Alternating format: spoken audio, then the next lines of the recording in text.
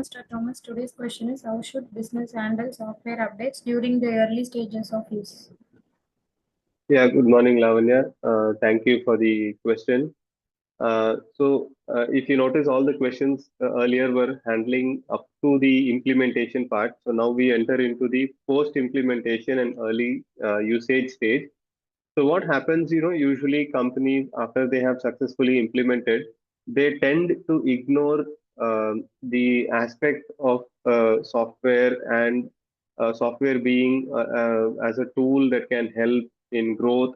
And they go back into focusing on the team, and they completely ignore on the software and how the software is helping them or how the software is working and all that. But that can backfire if they don't monitor it.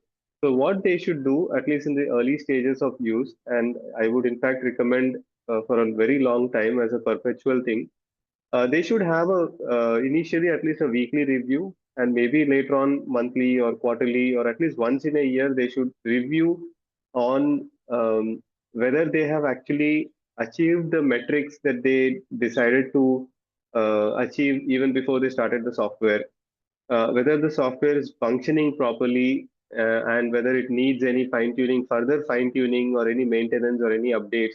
So these are aspects that they should regularly have as a review meeting. And apart from that, see what happens is in manufacturing companies, usually there is a maintenance manager, okay, whose responsibility is to take care of all the equipment that are there. That is the only responsibility that this maintenance manager and the maintenance team has.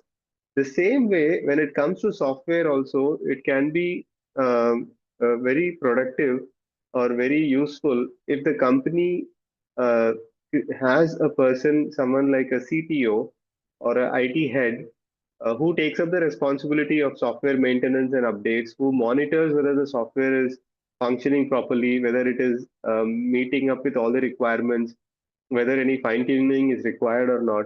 And this should be a role that should be fulfilled by someone inside the organization as a main role, because that will ensure that the team is using the software to the full extent, and the productivity is also maintained at a highest level.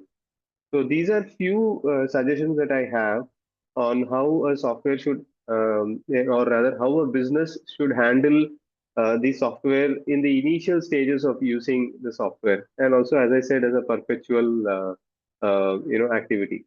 So that's what, Lavanya. Thank you very much for asking. Thank you.